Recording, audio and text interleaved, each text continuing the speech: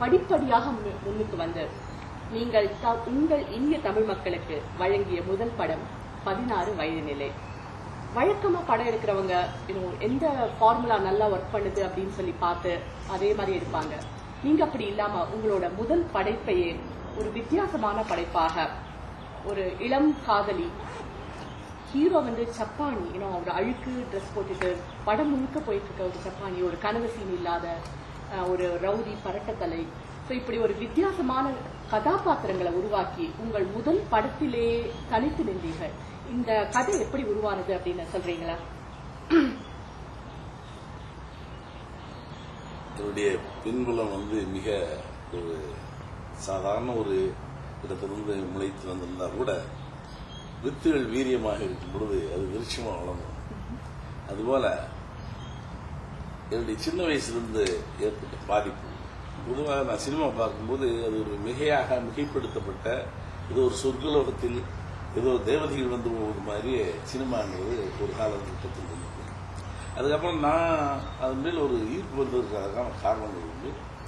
வந்ததுக்கு முன்னாடி எனக்கு நான் உதவி இயக்குநராக வேலை பார்க்கின்ற காலத்தில் ஒரு நிர்ணயிக்கப்பட்ட அரங்குகள், வரைமுறைப்படுத்தப்பட்ட உடைகள், உரையாடல்கள் பூரா கொஞ்சம் உயிரோட்டம் இல்லாமல் அறிவுபூர்வமான உரையாடல்களாகவே இருக்கும். இப்ப நம்ம பேசிட்டு இருக்க மாதிரி இந்த மாதிரி ஒரு இலக்கிய நடையிலேயே இது எனக்கு உடன்பாடு இல்லாமல் இருந்தது. ஏன்னா நான் 18 வயது வரைக்கும் எது எனக்கு பதிவாக இருந்ததோ அது மட்டும் பசுமையாக இருந்துச்சு. சின்ன வயசுல என் கிராமம், என் கிராம சூழலும் எந்த அலங்காரங்களும் இல்லாத, ஒப்புனை இல்லாத, ஒரு ஒளிவுமுறை இல்லாத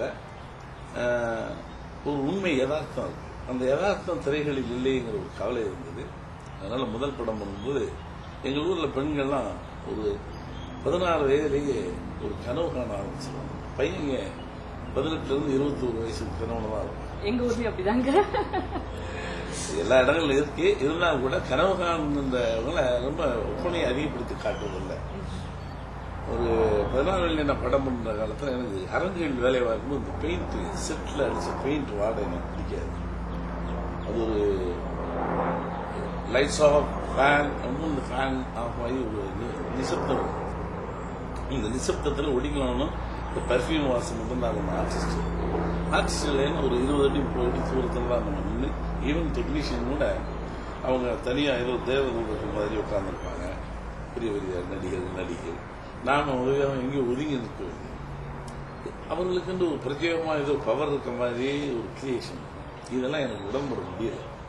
அதனால ஒரு சேலஞ்சிங்காக முதல் படம் பண்ணும்பொழுது நாம் பார்த்த மனிதர்கள், நாம் பழகிய மனிதர்கள், அந்த உணர்வுகளை சொல்லணுமேங்கிறத ஒரு 16 படம் பண்ணும்போது அப்ப கமலஹாசன் ஒரு கிட்டார் வச்சுட்டு ஒரு இளைஞனாக காதலிக்கின்ற அடுத்த ஒரு ஜெமினி கணேசன் மாதிரியே பேசப்பட்ட ஒரு காலம். ஸ்ரீதேவி 16 வயசுல ரொம்ப அழகியாக மலையாள படங்கள் நிறைய பண்ணாங்க. தமிழ்ல ஒரே ஒரு படம் வளர்த்தாங்க. ஒரு 16 வயது பெண்ணுக்கு வேணும்னு சொல்லி அவங்க 2 பேரையும் ஃபிக்ஸ் பண்ணிக்கணும். அதுலேயே அந்த அம்மா வரும்போது விக்கு வச்சுட்டு வந்தாங்க. நான் விக்கு இருக்கக்கூடாது, இந்த மேக்கப் அதிகமாக இருக்கக்கூடாது கொஞ்சம். ஏன்னா முதல் படம் நான் அதிகமாக அதிகாரத்தை செலுத்த முடியாத ஒரு காலகட்டம். கொஞ்சம் ஒப்பனையை கொஞ்சம் குறைச்சிருந்தேன். இந்த மாதிரி ட்ரெஸ் எல்லாம் இருக்கக்கூடாது. எங்கள் ஊரில் சீட்டு கீழே, அதாவது சீட்டு துணி தான் உடுப்புவாங்க பிள்ளைங்க. அது பாவாடை, நாடா கட்டிய பாவாடை தான் போடுவாங்க. உள்ளாடை உள்ளங்கிகள் எதுவுமே இருக்காது. அதெல்லாம் இருக்கக்கூடாதுன்னு சொன்னேன். அவங்களுக்கு ரொம்ப வித்தியாசமாக இருந்தது. அதே மாதிரி கமலஹாசன் கொஞ்சம் இன்டெலிஜென்ட்ங்கிறதுனால நான் சொன்ன உடனே கேரக்டர் புரிஞ்சுட்டு கடகடன்னு ஹிம்செல்ஃப் தரையில் போட்டு டம்மு டம்முன்னு அந்த சட்டை அழுக்காக்கி ஒரு வெத்தலை போட்டு முடியை கலைச்சி விட்டு எக்ஸ்பெக்ட் சர்டன் திங்ஸ் சொன்ன உடனே இமிடியட்லி கேட்டுச்சு. ஸோ அதனால ஒரு யதார்த்தமாக படம் பண்ணும்போது வசனங்கள் கூட நீங்கள் ஒப்புனே இருக்காது. அது சின்ன வயசுலேருந்து இந்த பாதிப்பை சொல்லணும்னு நினைச்சேன். அது ஒரு திருப்பு முனையை அமைஞ்சது திரையுலகத்தில். ஏன்னா ஒரு விதமான உரையாடல்கள்லாம் வித்தியாசமாக இருந்தது. கல்லூரி மாணவர்களே ஒரு 40 வயசுலேயும் கல்லூரி மாணவனாக போயிட்டே இருப்பாங்க. அந்த காலகட்டத்தில் இதை மாற்றணுமேனு ஒரு சின்ன முனைப்பில் இருந்தது. பெரிய பெயர் கொடுங்க, சக்ஸஸ் ஆகும்னு நான் நினைக்கல.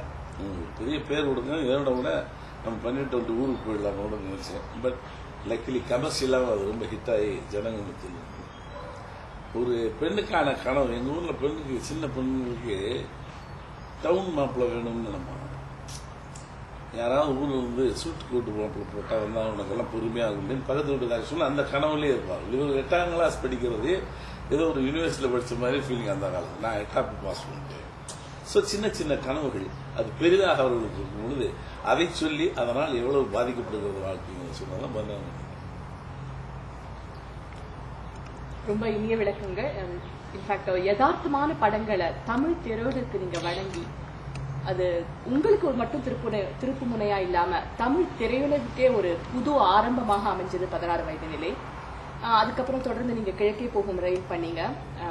கிராமத்து ராஜா அப்படின்னு உங்களை அழைக்கும் போது கிராமத்து படங்கள் மட்டும்தான் பண்ண முடியும் அப்படின்னு எல்லாரும் உங்களை பத்தி நினைக்கும் போது அதை டிஸ்ப்ரூவ் பண்ற மாதிரி நீங்க வித்தியாசமான நடந்த சிகப்பு ரோஜாக்கள் எடுத்தீங்க, டிக் டிக் டிக் இந்த மாதிரி விறுவிறுப்பான படங்கள் எடுத்தீங்க.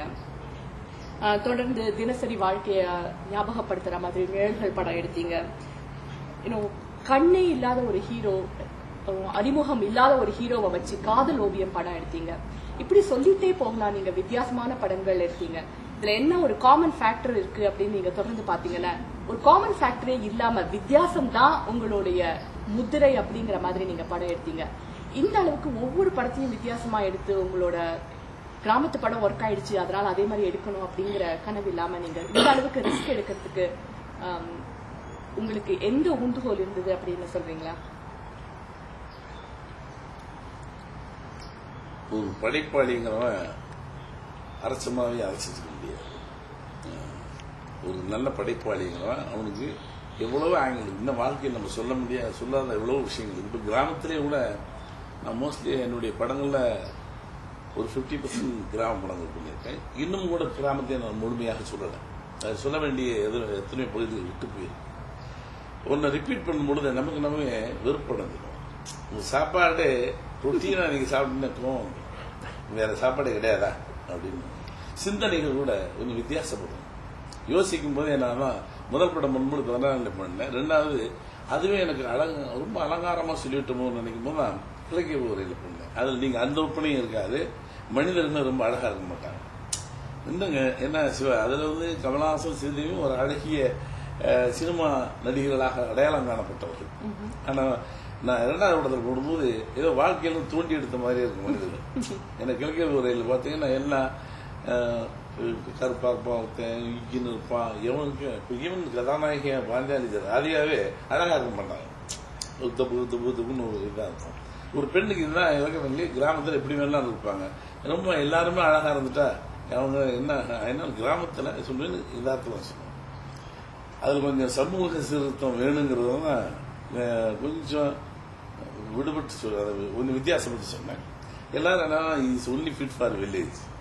பெரிய படித்தவங்க மத்தியிலேயே அந்த எண்ணம் இருந்துச்சு. மேற்தட்டு மக்கள்லாம் the man came from village, he knows only certain things. இருக்கிற சட்டியில எல்லாம் தீர்ந்து போச்சுன்னா போயிடுவான் அப்படின்ற மாதிரி பேசினாங்க. I got little void. அது ஒரு படைப்பாளிக்கான நியாயமான கோபம். அப்படியா அப்படின்னு நான் அப்சர்வ் பண்ண சென்னை இருக்கு. அதில் நான் பார்த்த படங்கள் இருக்குல்ல, சில பதிவுகள் ஒரு வித்தியாசப்பட்டு இருக்கும். அதனால சிகப்பு ராஜா நானும் இளையராஜாவும் சின்ன கொஞ்சம் ஒரு சினிமாவுக்கு வர்றதுக்கு முன்னாடி இப்படி ஒரு சின்ன மாடல் ஒரு ஃபிலிம் பண்ணா எப்படிதான் இருக்கும் அப்படின்னு பேசிட்டு ஒரு வீடு ஒன்று இருக்கு தேனாம்பட்டியில், இந்தியா ஹவுஸ். அப்ப எல்லாம் இவ்வளவு பரவலாக சென்னை வளராத ஒரு காலகட்டம். டிராஃபிக்கே கம்மியாக இருக்கும். ஈவன் மவுண்ட் ரோட்லேயே டிராஃபிக் கம்மியாக. அந்த வீட்டுக்கு எதிர்த்தா இருந்து இந்த வீடு ஒரு பயங்கரமான வீடாக கற்பனை பண்ணி இதில் ஒருத்தன் வாழ்கிறான்னு சொல்லி நினைச்சு அங்கேயே உட்காந்து கதை பண்ணணும். அந்த கதையை பண்ணா அப்படின்னு சொல்லும்போது தான் இளையராஜா பண்ணி அவங்களுக்கு பாடமாக இருக்கு. ஸோ அதை ஒரு வெஸ்டனைஸ்டாக பண்ணேன். நம்ம அதிகமாக பெரிய அகாடமிக் குவாலிஃபிகேஷன் இல்லாமல் இருக்கலாமே தவிர ஒன்றை பார்த்து அது பதிவு செய்து அதை ரீப்ரொடியூஸ் பண்ணுறதுன்னு ஒன்று இருக்கு இல்லையா. அதுபோல் நான் சின்னதாக எனக்கு தெரிஞ்ச இங்கிலீஷில் படித்தது, பார்த்த படங்கள், அதனுடைய பாதிப்பு, இது தமிழ் கலவையோடு என்ன சொல்லலாம் அப்படிங்கிறது தான் சிவப்பு. அதுக்கப்புறம் கொஞ்சம் ஆஃப் ஆனாங்க. அது வரைக்கும் என்னென்னா இவர் ஏதோ கிராமத்துக்கு போனார், எல்லாரும் என்ன ஒரு 2 படத்தோட ஓஞ்சிருவார். அவர் மிகச்சிறந்த ஒரு பத்திரிகையோடு எப்படி எழுதியிருந்ததுன்னா, பாலச்சந்திரன் அப்போ என்னுடைய பிரிவார்கள் படம் பார்த்துட்டு ஃபங்க்ஷனில் ஒரு கலைஞருக்குரிய உணர்ச்சி வேகத்தில் வயதில் சின்னவராக இருக்காரு, இல்லைன்னா அவருடைய பாதங்களை தொட்டுவானுங்கன்னு சொல்லிட்டார் எமோஷனல். உடனே these people are got wild எல்லாம். அது எப்படி சொல்லலாம், நேற்றடித்த காற்றில் இன்று போய் மேலே எங்கேயோ உட்கார்ந்து ஒரு எச்சில் இல்லை, அது நாளைக்கு கீழே விழுவதற்கு வாய்ப்பு இருக்கிறது, அதை எப்படி பேசலாம்னா அதை தூக்கி அவர் ஒரு ஸ்டேட்மெண்ட் கொடுத்தார். அதுக்கப்புறம் நானும் வரிசையாக படங்கள் பண்ணும்போது ஒவ்வொன்றும் வித்தியாசம் பண்ணணும்னு நினைப்பேன். எனக்கு பொய்டிக் மைண்ட். இப்போ ஒரு கவிஞன் சமூகத்தை பார்த்து எழுதுறான், எத்தனை பிரச்சனை இருக்கு, அழகையும் சொல்லுவான், அவலங்களையும் சொல்லுவான். அது மாதிரி ஒரு படைப்பாளி எல்லாத்தையும் சொல்லும்போது தான் புதிய வார்ப்புகள் சொன்னேன். அதுக்கப்புறம் ஒரு மென்மையான காதல் கதை சொல்லி நிறமாறாத போட்டு சொன்னேன். அடுத்து கல்லுக்குள்ள இருந்து ஒரு பிலிம் பேக்ரவுண்ட் இப்ப நான் பண்ணிருக்கேன் பொம்மலாட்டா. இது ஸ்டைல் ஆஃப் டெல்லிங் வேற. அந்த காலத்துக்கான ஒரு படப்பிடிப்பு சார். எப்படி ஒரு சினிமாக்காரர்கள் ஒரு கிராமத்துக்கு போனா how the village is polluted by the film people அப்படிங்கிறது அது அப்படி மாறி மாறி வந்து கலை நுணுக்கமா சொல்லும் போது காதல் ஓவியத்தை சொல்லலாம். ஒரு கிளாசிக் ரொமான்டிக் மியூசிக். அதுக்கப்புறம் வேதம் சமூக அக்கறையோட ஒன்று நீங்க அத்திமந்தாரோட ரொம்ப இட்ஸ் குட் ஃபிலிம். பட் என்னுடைய படங்கள் எனக்கு ரொம்ப பிடிச்ச அத்திமந்தாரே. ஆனால் ஓடல. It's not commercial film. So all varieties எல்லா விதமானது இன்னமும் நான் கடந்த உடனே நிறைய சொல்ல வேண்டியிருக்கு. நமக்கு அதுக்கு ஆயிலும் பத்தாது. அதனால வித்தியாசமா படைப்பாளிங்கிற வித்தியாசமா சிந்திக்கணும், வித்தியாசமா சொல்லணும். இல்லைன்னா நீங்க என்னை உட்கார்ந்து எடுத்துருங்க. இன்ஃபேக்ட் நீங்க பாலச்சந்திர அவர்களுடைய கருத்து பத்தி சொல்லும்போது ஒரு கலைஞராலதான் இன்னொரு கலைஞரோட பரிமாணங்களை பார்க்க முடியும். அவரே ஒரு படைப்பாளி அப்படிங்கறதுனாலதான் உங்களுடைய ஆழத்தை அவரால் அறிய முடிந்தது. நியூஸ் பேப்பர்ல எழுதுறவங்களோ இல்லை இது பண்றவங்களோ எங்களுக்கு அந்த அளவுக்கு விதவிதமான கற்பனைய அனுபவிக்க தெரியுமே தவிர அதோட ஆழத்தை அளக்க தெரியாது. ஸோ அந்த விதத்துல பாலச்சந்திர அவர்களே உங்களுக்கு பெருமையா சொல்றது வந்து ரொம்ப கேட்க நல்லா இருக்குங்க. வேற வேற பரிமாணங்கள் அப்படின்னு வரும்போது முதல் மரியாதை இன்னொரு ரொம்பவும் வித்தியாசமான படம். யங் ஹீரோஸ் தொடர்ந்து காதல் கதைகள் அப்படின்னு நீங்க எடுத்துட்டு இருக்கும் போது ஒரு வயதான கல்யாணமான ஒரு ஒருத்தரை அதுவும் கிராமத்துல வச்சு ஒரு இளம் கதாநாயகியை வச்சு அந்த காதல் கதையும் ரொம்ப எக்ஸ்பிளிசிட்டா இல்லாம ரொம்பவும் வித்தியாசமான முறையில நீங்க கையாண்டீங்க. ஆனா இந்த படம் வந்து ஒரு ஆர்ட் மூவி மாதிரி இனிஷியலா நிறைய இடத்துல நீங்க யோசிச்சீங்க. அது எந்த அளவுக்கு உங்களுக்கு சக்சஸ் ஆகும் அப்படின்னு நீங்க எதிர்பார்த்தீங்கன்னு கொஞ்சம் சொல்றீங்களா? ஏன்னா உங்களுக்கு அது மகத்தான வெற்றியை உங்களுக்கும் சிவாஜி சாருக்கும் கொடுத்தது. சிவாஜி மாதிரி ஒரு சகாப்தத்தை கையாளுறதே ரொம்பவும் கஷ்டமான விஷயம்.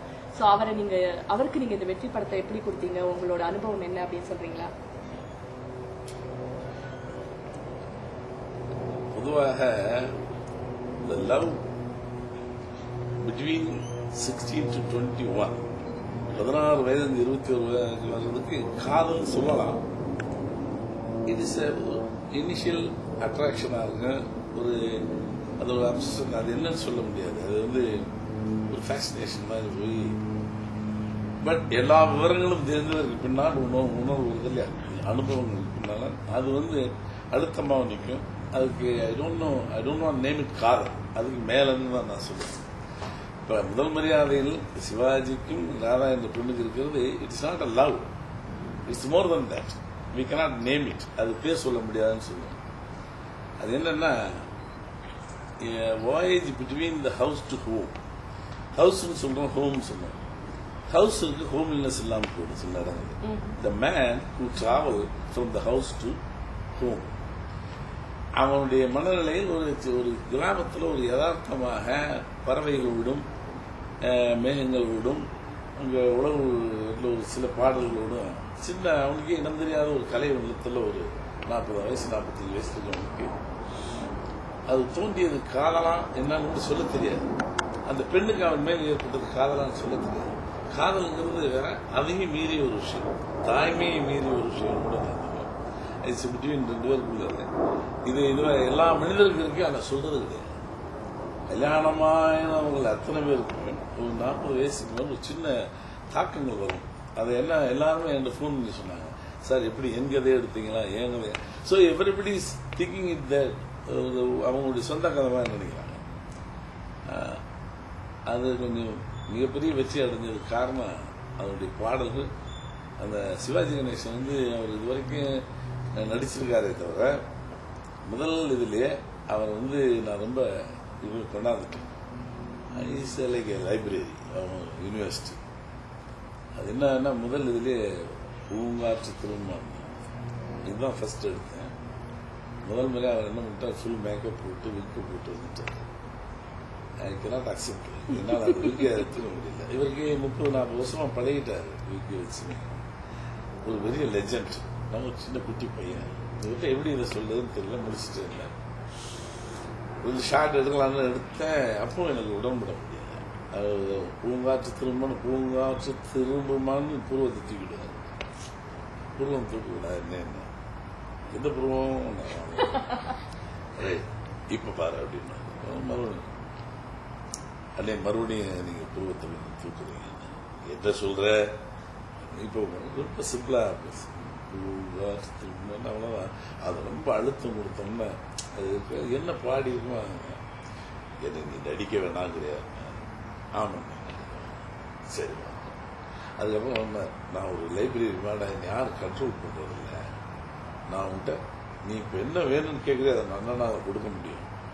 என்ன வேணும்னு கேட்கல. அதுக்கப்புறம் நீ accept I don't like the week எடுத்துட்டேன். மேக்கப் எடுத்துட்டேன். நீ என்ன சொல்லி செய்யற அதுதான் நான் லைக் ஸ்டூடெண்ட் அப்படின்னா குழந்த மாதிரி படம் முழுக்க உட்காரனா எந்திரனா எந்திரிச்சு. அது ஒரு கலைஞனுக்கு கொடுத்த மிகப்பெரிய மரியாதை. அவரு நான் ஒரு லைப்ரரி மாதிரி யூ டேக் எனி புக் அப்படின்னு எங்கே இருந்து என்கிட்ட எல்லாம் இருக்கு. மிக பிடிச்சி சொன்னா சொல்ல தெரியும்.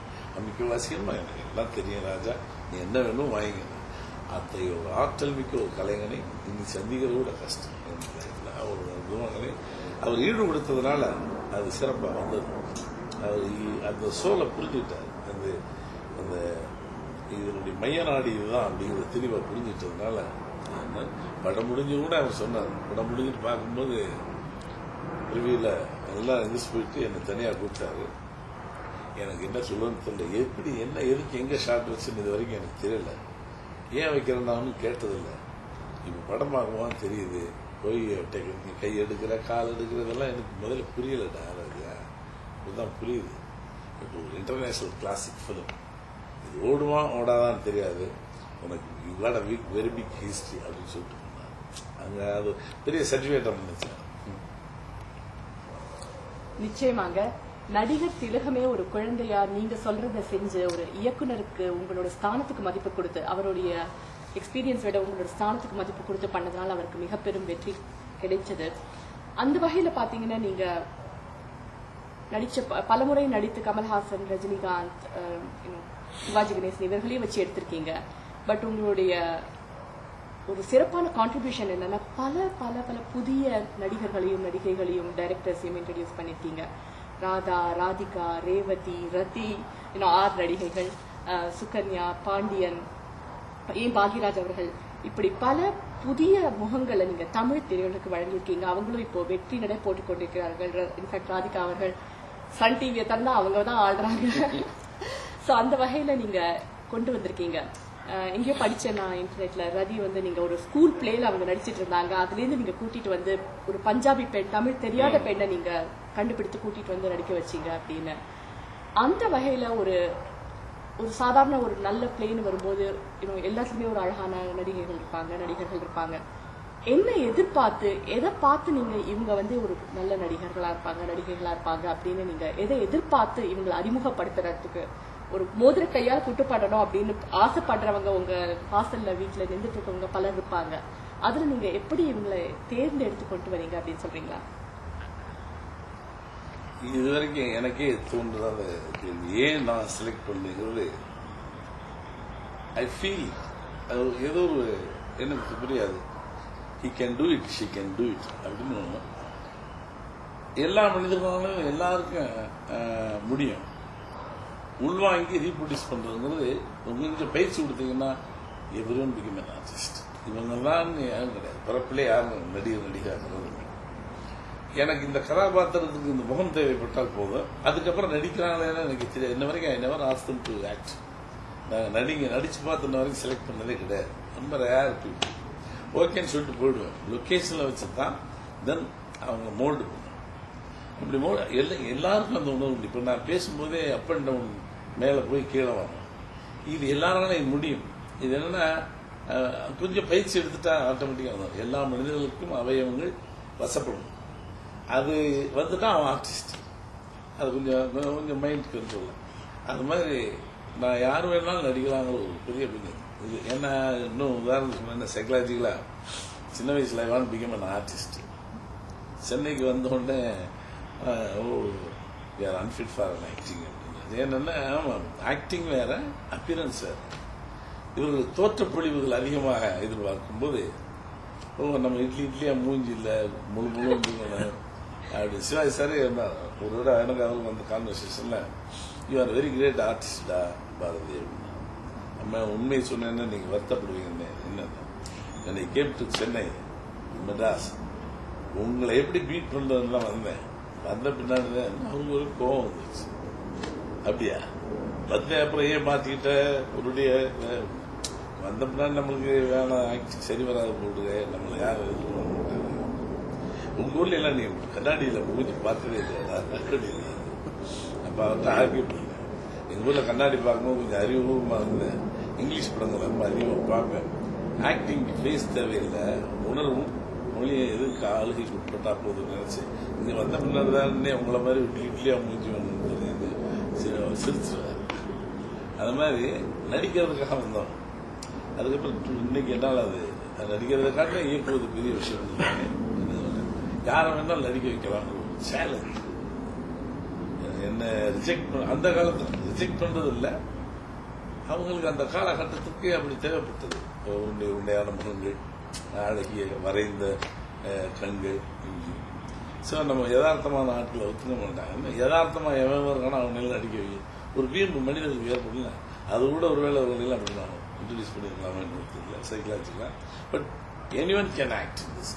இது என்னுடைய இப்போ கூட நான் பண்ணிட்டு இருக்க சீரியல்ல local people they are doing இந்த திக்கு திப்புன்னு ஒரு படம். இதுல கம்ப்ளீட் என்னுடைய ஊர் சம்பந்தப்பட்ட சின்ன பசங்கள்ல இருந்து பெண்கள் வரைக்கும் லோக்கல் பீப்புள் தான் ஆக்ட் பண்றாங்க. You Khan feel that act நேச்சுரலா. அதனால உலகத்தில் யார் வேணாலும் நடிகலாம். கொஞ்சம் முந்துதல் மட்டும் இல்லைங்க. உங்களை மாதிரி ஒரு இயக்குனர் கிட்ட வந்து நீங்க வெறும் சுவரை எடுத்து அதுல சித்திரம் வரைகிற திறமை உங்களுக்கு இருக்கிறதுனால உங்களிடம் எந்த விதமான சுவர் நீங்க அதெல்லாம் பார்த்து எப்படி எடுக்கிறீங்க அப்படிங்கறது தான் என்னோட கேள்வி. நீங்க இந்த கேள்வி நீங்களே யோசிக்காததுன்னு சொன்னீங்க. நீங்க எப்படி ஒரு ஆர்டிஸ்டா உங்களுக்கு விதவிதமா எடுக்கணும் அப்படின்னு சொல்றதோ எல்லாரும் கேட்கிற கேள்வியை கேட்டா என்னுடைய திறமையும் இல்லை. தொடர்ந்து அந்த வகையில பேசும்போது நீங்க பல பெண்கள் மையப்பட்ட படங்கள் எடுத்திருக்கீங்க. உங்களோட கருத்தமா ஆஃப்கோர்ஸ் இருக்கிறதுக்குள்ள பிகெஸ்ட் ஹிட் ரொம்ப மகத்தான வெற்றியை உங்களுக்கு கொடுத்து உங்க அம்மாவே போய் அவார்டு வாங்கிக்கிற அளவுக்கு உங்களுக்கு ரொம்ப நெஞ்சத்தை தொட்ட மெமரபிள் மூமெண்ட் அப்படின்னு சொல்லியிருந்தீங்க. அந்த அளவுக்கு உங்களுக்கு வெற்றி கிடைச்சது. பட் அது மட்டும் இல்லாம புதுமை பெண், ஈவன் 16 வயதுல இப்படி பெண்களை மையப்பட்ட பல படங்களை நீங்க எடுத்திருக்கீங்க. இதுக்கு உங்களுக்கு ஊந்துகோலா இருந்தது யாரு? உங்களுக்கு இதுல மோட்டிவேஷன் உங்களுக்கு எப்படி வந்தது?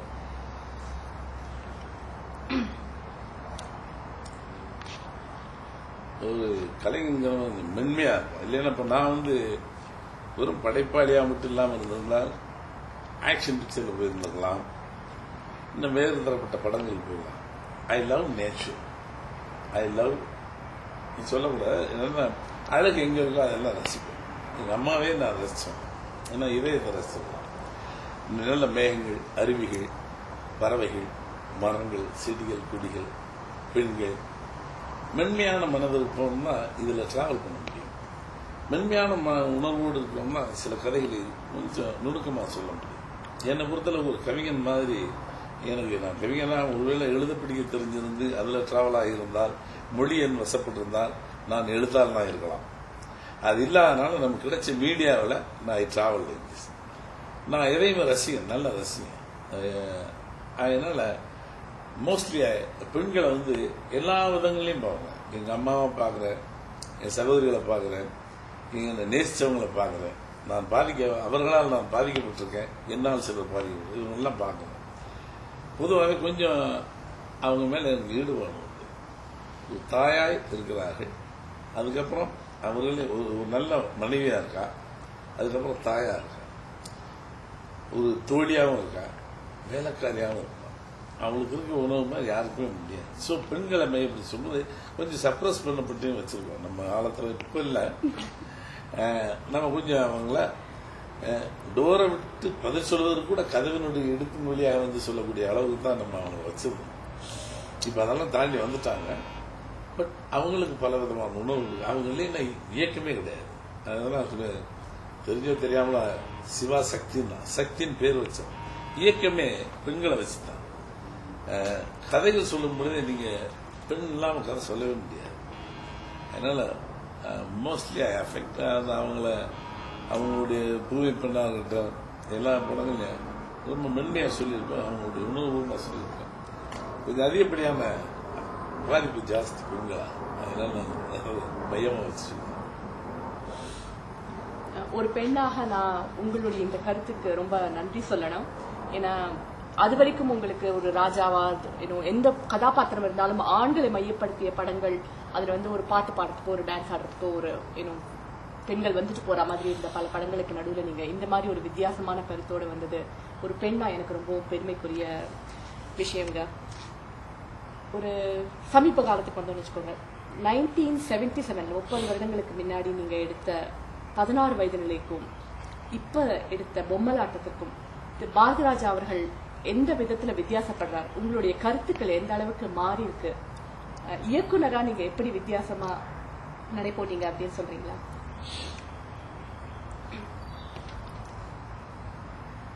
ஒரு கலைஞன் எந்த இடத்துலயும் தயங்கி நின்றக்கூடாது. நான் மணிரத்னம் வரும்போது, மணிரத்னம் ஸ்கிரீனுக்கு வரும்போது மணிரத்னம் என்கிட்ட கதை சொல்ற காலகட்டம் ஒன்று இருந்துச்சு. 2 முறை நான் ரிஜெக்ட் பண்ணியிருக்கேன். ஏன்னா டிக் டிக் படத்துக்கு முன்னாடி அவருடைய கதையை தான் பண்ணதா இருந்தேன். அதில் எங்கேயோ கொஞ்சம் இருக்கு. அப்புறம் இன்னொரு கதையை கொண்டாந்து கொடுத்தாரு, இதை நீங்க தான் பண்ண முடியும். இட்ஸ் வெரி கிளாஸ் ஃபிலிம், எக்ஸ்பெரிமெண்டலா இருக்கு. நான் வளர கலைஞன், இப்ப பண்ண முடியாது, பின்னாடி பண்ணுறேன்னு சொல்லி பின்னாடி அவரே பண்ணி ஜெயிச்சு வந்தார். மௌனராகம் வரும் படம் வரும் பொழுது, நாயகன் வரும் பொழுது என்னை எரியாமல் ஒரே மீட்டிங்ல பேசுன்னு சொன்னேன். ஒரு கலைஞன், எனக்கு பின்னாடி ஒரு குதிரை சத்தம் கேட்குது, நான் என் குதிரையில போயிட்டு இருக்கேன். நான் கொஞ்சம் திரும்பினால் கூட என் குதிரை பாதிக்கப்பட்டுரும். நான் பக்கத்தில் அதுக்கு அவனுடைய ட்ராக் வேற, என்னுடைய ட்ராக் வேற. ஸோ இன்னைக்கு இருக்க இளைஞர்கள் இதுக்கு நான் பயந்து திரும்பிட்டேன்னா கஷ்டம். I have to run. நான் ஓடிக்கிட்டே இருப்பேன். ஓடல் என்ன கலைஞன் இல்லை. ஸோ இன்னைக்கு இருக்க 3வது தலைமுறை சந்திக்கிறேன், 4வது தலைமுறை சந்திக்க போறேன். 3 தலைமுறை கிராஸ் ஆயிருக்கேன். But I am running with those people. Technology வளர்ந்து போச்சு ரொம்ப இதா. எல்லாரும் சொல்லுவாங்கன்னா நான் அவங்களையும் படிக்கிறேன், என்ன நான் நிதர்சனமாக பார்த்துக்கிறேன், புதுசாக வர பையங்களையும் படிக்கிறேன். ஸோ நான் எப்படி இந்த 16 நிலை பண்ணும் பொழுது ஒரு நிறைய சமயம் தூக்கிட்டு வந்திருப்பேன் சரக்குகளை, அந்த மாதிரி இவனுங்களும் தூக்கிட்டு வருவாங்க. இப்போ உதாரணத்துக்கு பார்த்தீங்கன்னா சேரன், இப்போ காதல்னு ஒரு படம் வந்தது, இப்போ கூட வெண்ணிலா கபடி குழு, இன்னொன்று சுப்பிரமணிய படம், இந்த ஸ்டைல் தான் போயிட்டு இருக்காங்க. ஆனா இதுக்கு மாடர்னாவும் இப்ப சங்கர் மாதிரி படங்களும் பண்றாங்க. மல்டி, அதாவது big budget film, low budget film. இளைஞர் சர மாதிரியா வந்துட்டு இருக்காங்க. நாங்களாம் ஒரு 10 டைரக்டர் எண்ணி இருந்தோம், இப்ப 100-200 டைரக்டர். சோ இந்த சந்தையில் போராடுவது என்பது பெரிய விஷயம். அன்னைக்கு எங்களை இனம் கண்டுக்கிட்டாங்க. இந்த கூட்டத்துக்கு மறுபடியும் நம்மளை இனம் கண்டுனா ஒரு நல்ல கலைஞன் உட்காராம ஓடிக்கிட்டே இருக்கும். மாடர்னா என்ன வருதுன்னு பார்க்கணும். புரியுதோ புரியலையோ, ஆங்கில படங்களை பார்த்து நம்ம நேரமா ஒரு பாதிப்பை வந்தோம். இப்ப இந்த படங்களையும் பார்த்து இவங்களோட போட்டி போடணுங்கிற சிந்தனை தான். அதனால பொம்மலாட்டம் entirely very different kind of. என்னுடைய 32-33 சர்வீஸ்ல இந்த படம் எனக்கு 16 என்ன பெயரை கொடுத்ததோ அது ஒரு கிராமம், அதே மாதிரி மிகப்பெரிய பெயரை கொடுத்த படம் பொம்மலாட்டம். அந்த படம் பெஸ்ட். ஜெர்மன்ல இருந்து ஒரு லேடி இது பண்ணிட்டு it breaks the all beginning films. இவனுடைய ப்ரீவியஸ் படமெல்லாம் அடிச்சிச்சு, இதை கேன்ஸ் ஃபெஸ்டிவலுக்கு கொண்டு போறேன்னு சொல்லியிருக்காங்க அந்த அம்மா. ஏன்னா எடிட்டிங்க்கு அது ஒரு புதிய ஸ்டைல சொல்லுது. இந்த படம் எடிட்டிங் ஸ்டைல ரொம்ப வித்தியாசமா இருக்கும். எப்படி பாரதிராஜா என்ன அப்படி பசுமையா இருக்காருன்னு கேட்டேன். இதுதான் என்னுடைய சக்சஸ். ஸ்டில் நான் பசுமையா இருக்கேன்னு ஒத்துக்கிறீங்களா அப்படின்னு ரொம்ப ஒரு இதுக்கு தேங்க்ஸ் சொல்ல வேண்டிய மிஸ்டர் பால் பாண்டியன். என்னன்னா ஒவ்வொரு காலகட்டத்தில் இப்ப நான் மிகப்பெரிய உச்சத்தில் இருக்கும் பொழுது, பல வெற்றிகளை கொடுக்கும் பொழுது என்னை அணுகி வந்தவர்கள் வேறு. நான் இந்த இளைஞர்களோடு போட்டி போட முடியுமா சந்தேகம் வந்துட்டாலே என்கிட்ட யாரும் வர மாட்டாங்க. ஒரு வியாபார சிந்தனை இல்லாமல் வெறும் கலை அம்சத்தோட இதை மட்டும் ஒரு கலைகள் அவருடைய, அதுக்கப்புறம் தான் அவருடைய பின்புலம் எனக்கு தெரிஞ்சது. த man who help lot for தமிழுக்கும் கலாச்சாரத்துக்கும் கலைகளுக்கும். எங்கேயாவது கண்டெடுத்தா புதுசா அதுகளை ஒரு மறுபடியும் தோண்டி எடுக்கிறதுல பெரிய கெட்டிக்காரன். அதுல என்னை தோண்டி எடுக்கணும்னு அவருக்கு தோண்டியது. எனக்கு பழைய பாரதி ராஜா வேணும். எனக்கு ஆச்சரியமா இருந்துச்சு. யாருக்குமே தோணாது. நீங்க என்ன நினைக்கிறீங்களோ பண்ணுங்க அப்படின்னு சொல்லி ஒரு விருது சப்ஜெக்ட் சொல்லும்போது யாரும் ஒத்துக்க மாட்டாங்க. Very different kind of subject. உங்களுக்கு யூ அக்செப்ட்னும் நீங்க பண்ணுங்க. அதுக்கு தகுந்த இதை நான் ஹிந்தியில பண்ணி அதுக்கப்புறம் தமிழ்ல பண்ணி அப்புறம் தான் தெலுங்கு. பட் 16 வயதிலே ஒரு டைப் வந்தாங்கன்னா இன்னைக்கு இருக்க டெக்னாலஜியோட போட்டி போட்டு தான் இந்த படம் பண்ணியிருப்பேன். எல்லாரும் சொல்றாங்க, நானே சொல்லிவிடாது, morals like westernise film and like Hollywood film அப்படின்னு சொல்லுவாங்க. ஹாலிவுட்னா இப்போ நான் 10 கோடி 100 கோடி செலவழிச்சு பண்றதுங்கிறது வேறு. வெறும் அந்த வே ஆஃப் டெல்லிங்க, அந்த கதை அம்சம் அதை மட்டும் வச்சு ஒரு கிரீப் பண்ணி கொண்டு போயிருக்கேன். யாரும் என் படம் முதல்ல என் படம் நம்பலை. என்ன வரீங்கன்னா மன்வாசனம் பண்ணாரு, இன்னும் இந்த குடிவரவு பண்ணியிருக்காரு, சரி இந்த கைதண்டேரி பண்ணாரு. என்னையா இது என்ன, இது கொஞ்சம் sophisticated, highly sophisticated. they didn't believe that is my film. அப்புறம் இப்போ வந்து அங்கீகரிக்கப்பட்டு மிக பிரம்மாண்டமாக ரிவ்யூஸ். இது வரைக்கும் அதிகமாக என்னை விமர்சித்த படங்கள்லாம் 16 வயதிலே முதல் மரியாதை சொல்லுவாங்க. இதை ரொம்ப அதிகமாக விமர்சிக்கப்பட்ட படம் மீடியாக்களால். அதுலேயும் குமுதமெல்லாம் லைஃப்ல சூப்பர்னு போடவே மாட்டாங்க. இந்த ஒரு படத்தை சூப்பர் போட்டாங்க. அது மாதிரி எல்லாருமே all magazine, Indian express, all media இதை ஹைலைட் பண்ணி பாரதி ராஜா இன்னும் இந்த பாரதி ராஜாவுடைய இன்னொரு பரிமாணம் தெரிகிறது அப்படிங்கிற மாதிரி சொல்லுவாங்க. But I did so far so many films. I can say I can say myself proud to make this kind of film. நிச்சயமாக ரொம்பவும் அற்புதமான ரிவ்யூஸோட இந்த படம் ஓடிட்டு இருக்கு. நீங்க ஒரு 200 டைரக்டர்ஸோட ஓடுற முன்ன 10 டைரக்டர்ஸோட ஓடிட்டு இருந்தேன் அப்படின்னு சொன்னீங்க. இந்த 200 டைரக்டர்ஸ்க்கு நடுவுல இவரோட படமா நம்ப முடியலையே அப்படின்னு சொல்ற அளவுக்கு உங்களை புதுப்பிச்சுட்டு நீங்க வித்தியாசமான படங்களை பண்றதே உங்களுக்கு ஒரு பெரிய சக்சஸ். உங்களுடைய படங்கள் எல்லாம் இதுவரைக்கும் ஃபிக்ஷன், கதை அப்படின்னு சொல்லியிருந்தீங்க. இது மட்டும் ஒரு நிஜமா நடந்ததை வச்சு எடுத்த படம், ஹம்பியில நடந்ததை வச்சு எடுத்திருக்கேன் அப்படின்னு சொல்லியிருந்தீங்க. அதுவும் நானா படேக்கர் அவர்கள் அற்புதமான ஆக்டர், ஆனா ஒர்க் பண்றதுக்கு ரொம்ப சுலபமானவர் இல்லை அப்படின்னு கேள்விப்பட்டிருக்கோம். ஸோ அவரை வச்சு இந்த மாதிரி ஒரு வித்தியாசமான சிந்தனையோட படம் எடுத்த எக்ஸ்பீரியன்ஸ் எப்படி இருந்ததுன்னு சொல்றீங்களா? நிறைய இன்ஃபர்மேஷன் கலெக்ட் பண்ணி வச்சிருக்கீங்க உங்களுக்கு, எனக்கே தெரியல. ஒரு படப்பிடிப்பு இந்த படம் ஐ வென்ட் ஃபார் தட் நாடோடி தென்றலாம் ஏதோ படத்துக்கு லொக்கேஷன் தேடி போகும்போது நம்ம தாஜ்மஹால் ஐ வென்ட் அரவுண்ட் ஹம்பியில் நான் பார்த்த ஒரு நிகழ்ச்சி. இந்த ஷாக் ஆகிட்டேன். ஆல் ஃபாரினர்ஸ், எல்லாம் ஃபாரினர்ஸ் பூரா உட்காந்துருப்பாங்க. அங்கே மிக பிரமாதமாக ஒரு கிளாசிக்கல் டான்ஸ் ஒன்று போயிட்டு இருக்கு. ஒரு மகாராஷ்டிரா மாதிரி இந்த டர்பன் குரூப் நாட்கள் வாத்தியம் வசிச்சுருக்கான். ரொம்ப அழகாக இருந்தது. ரொம்ப சடனா இவங்கெல்லாம் என்ன கம் டு ஸ்கிரீன் அப்படின்னு பேசி கொஞ்சம் மற்ற இடங்கள்லாம் சுற்றிட்டு வரும்போது இதுக்குள்ள கலைஞ்சு போயிட்டாங்க. கலைஞ்சு போன முன்னாடி அங்கே உட்காந்து, இப்போ சப்போஸ் நீங்கள் போறீங்க ஒரு ஸ்டுடியோவில், பிள்ளையார் இருக்கு, டெய்லி வணக்கம் போட்டு போறீங்க, பக்கத்துலேயே ஒரு பிள்ளையார், இன்னும் ஒரு புதுசாக ஒரு பிள்ளையார் வந்துருச்சு, நம்ம போறோம், திரும்பி வரும்போது அந்த பிள்ளையார் சிகரெட் குடிச்சுருந்தா எப்படி அது மாதிரி நான் போயிட்டு வர்றேன், சிகரெட் குடிச்சிருந்தேன். ஷாக் ஆயிட்டேன். Then I came to know what is what. இது எனக்கு ரொம்ப பாதிச்சுட்டு இருந்துச்சு. அதை பேஸ் பண்ணி அவங்க அப்பதான் ஒரு சின்ன சிக்கல் இருந்து வந்திருந்தாங்க. ஒரு கேஸ்ல மாட்டிக்கிட்டு அந்த ஃபேமிலியை வெளியே வந்து அதையும் விசாரிச்சேன். இதை மிஸ் பண்ணி செய்யணும் ரொம்ப நாள் ஆசை இருந்தது. பால் பாண்டியன் சொன்னேன், நல்லா இருக்கு கேட்கறதுக்கு. அவர் ரொம்பவும் பேச மாட்டார், ஒரு சின்ன வழி, நல்லா இருக்கு கேட்கறதுக்கு, பண்ணுங்க அப்படி போயிட்டே இருக்கேன். அதுக்கப்புறம் தான் அதை பண்ணி அது ரியலா நடந்த இன்சிடென்ட்டை மிக்ஸ் பண்ணி பண்ணேன். அது ஒரு அதெல்லாம் நீங்க எங்கேயோ கலெக்ட் பண்ணி வச்சிருக்கீங்க. நானா படேக்கர் இதை சொல்றதுனால ரொம்ப பேர் கோச்சுக்குவாங்க. ஒரு கலைஞனா அவனுக்கு நியாயமான அந்த கோபத்தை மன்னிச்சிருவேன். இப்ப எனக்கே கூட என்னை அறியாமல் சில பலவீனங்கள் இருக்கு. நானா படேகர் நான் எவ்வளவு பேர்கிட்ட வேலை பார்த்துட்டேன். கமலஹாசன், சிவாஜி கணேசன், ரஜினிகாந்த், இன்னைக்கு இருக்க யங்ஸ்டர்ஸ். நானே நடிச்சு காட்டுவேன், இப்படித்தான் நடிக்கணும்னு ஆக்டிங். நான் 32 வருஷமா பல பேருக்கு டீச் பண்ணியிருக்கேன் ஆக்டிங். இதையெல்லாம் மீறி தட்ஸ் நாட் ஆக்டிங் அப்படிங்கிற சொல்லி நான் இவங்கிட்ட ஒரு புதிய பரிமாணத்தை நடிப்பான், நடிக்கிறது தெரியாது. I wonder, amazing. அவன் பத்தி சொல்லணும்னா சொல்லுது அவ்வளவு.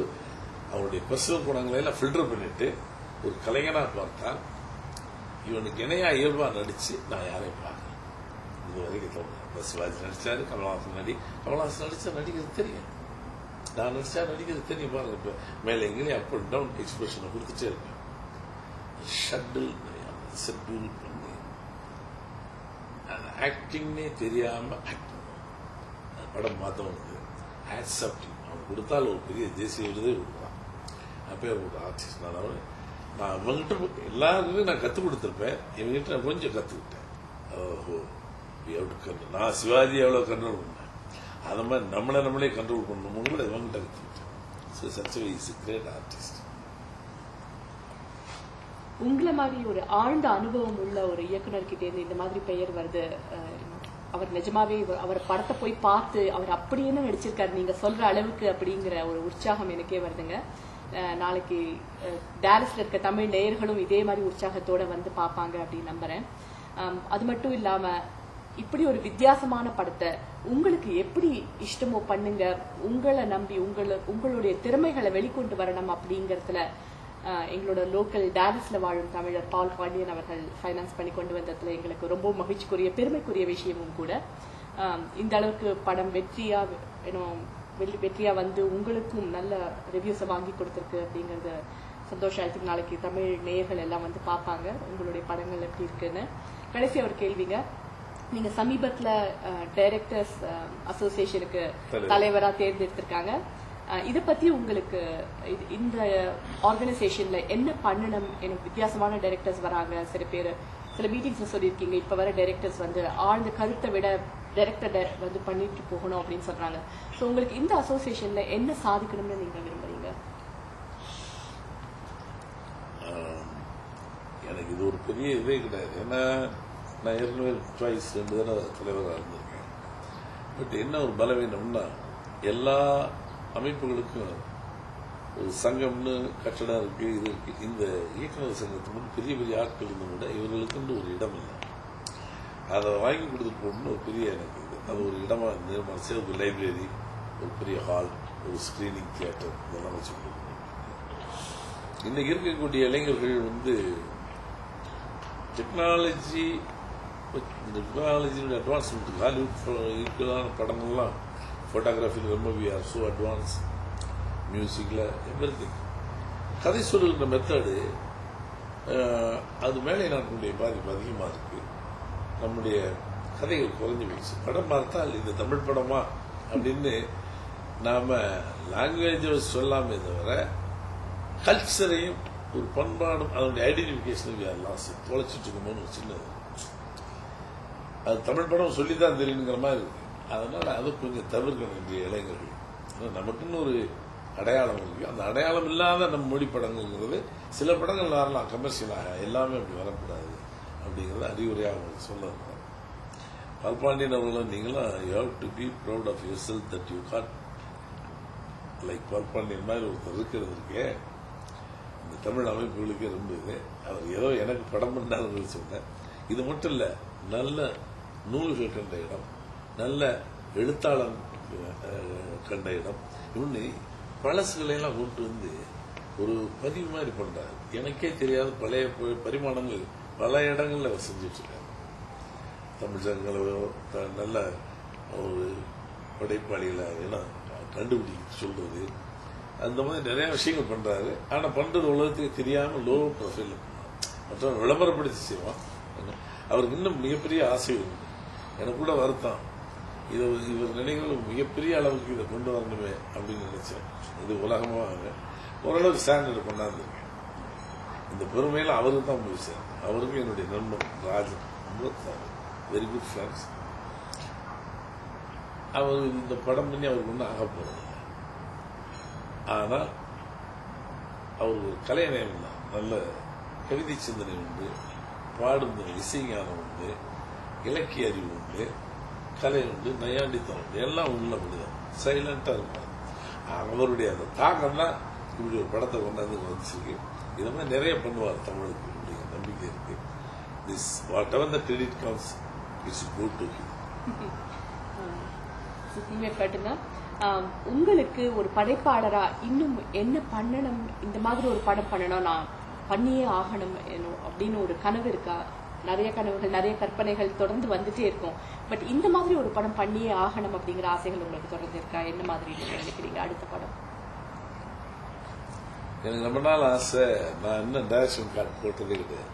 என் படங்களை பார்த்தீங்கன்னா டைரக்ஷன் போட மாட்டேன். பிகாஸ் நான் எனக்கு பிடித்தமான முறையில் ஒரு படத்தை பண்ணி ஆஹா ஐ டிட் இட் மை ஜாப்னு சொன்னேன்னா that day I will put direction Bharathiraja போடுவேன். ஏன்னா அது வரைக்கும் நான் போடல. பட் ஒரு இன்டர்நேஷனல் ஸ்டாண்டர்ட் நான் படிக்கல, ஆங்கில அறிவு கூட அதிகம் இல்லை என்றாலும் உலகம் பூரா என்னை ஐடென்டிஃபை பண்ற மாதிரி ஒரு படம் பண்ணணும்னு ஒரு பெரிய தாக்கம் இன்டர்நேஷனல் ஸ்டாண்டர்ட்ல. அது பண்றதுக்கு தான் அவர் வந்தார். முதல்ல அதை தான் பண்ண சொன்னார். குற்றப்பரம்பரைன்னு ஒரு படம், பீரியாடிக்கல் ஃபிலிம். அதுக்கடையில் இனிஷியா இதை பண்ணிட்டு பண்ணலாம் அப்படின்னாரு. தட்ஸ் மை, இனிமேல் நான் படம் பண்றதுங்கிறது எனக்கு தெரியல, பண்ணால் அது ஒரு படம் பண்ணுவேன், அவர் இன்டர்நேஷனல் ஸ்டாண்டர்ட்ல பண்ணுவேன். இப்ப எல்லாம் ஆஸ்கார்னா ஆஸ்கார் வாங்கணும் இல்லையோ, அதுக்கு நாமினேஷனா இப்போ ஒரு அளவுக்கா தகுதியில் ஒரு படத்தையாவது பண்ணணும். அது மைண்ட்ல இருக்கு. குற்றப்பரம்பரை அது ஒரு வண்டர்ஃபுல் ஃபிலிம், என்னுடைய நீண்ட நாளைய கனவு. அதுல இந்த ரொட்டீன் பாரதிராஜா இந்த கேமரா கொடுத்துருக்காரு. It's entirely very different. அது ஒரு பெரிய இலக்கியமா படைச்சிட்டு சினிமாவில் இட்ஸ் ஒரு பாரதிராஜாட்டு இப்படி ஒரு படமா அப்படிங்கிற மாதிரி இருந்தால் அதை அன்னைக்கு நான் டைரக்ஷன் பாரதிராஜா பண்ணுவேன். அந்த படம் இன்டர்நேஷனலாக உலகம் பூரா அங்கீகரிக்கிற படமா இருந்தேன். அண்ணா அதுதான் பண்ணுவேன். It's long time ambition. நீங்க ரொட்டீன் பாரதி ராஜா அப்படின்னு சொன்னீங்க. பாரதி ராஜா அவர்களுக்கு ரொட்டீனே கிடையாது, வித்தியாசமான பரிமாணங்களை கொண்டு வரதுதான் உங்களோட ரொட்டீன் அப்படின்னு முதல்லயே பேசினோம். அந்த வகையில நீங்களோட பால் பாண்டியன் சார் அவர்களும் சேர்ந்து இந்த குற்ற பரம்பரையை கொண்டு வந்து மகத்தான வெற்றி பெற்று உங்களுடைய நீண்ட நாள் கனவு நிறைவடைந்து ஆஸ்கர் நாமினேஷன் கிடைக்க வேண்டும் அப்படின்னு டான்ஸ்ல இருக்கும் தமிழர்கள் சார்பா உங்களுக்கு வாழ்த்துக்கள் சொல்றேன். அண்ட் இன்றைக்கு தமிழ் நேரம் நிகழ்ச்சியில வந்து இந்த அளவுக்கு எங்களுக்கு நேரம் ஒதுக்கி எங்களோடு கலந்துரையாடுறதுக்கு ரொம்பவும் நன்றி. டாலஸ் வாழ் என் இனிய தமிழ் மக்களே, உங்கள் அனைவருக்கும் பாரதி ராஜாவின் இதய நிறைந்த வாழ்த்துக்கள். இத்தகைய ஒரு வாய்ப்பு கிடைத்ததற்காக நான் இந்த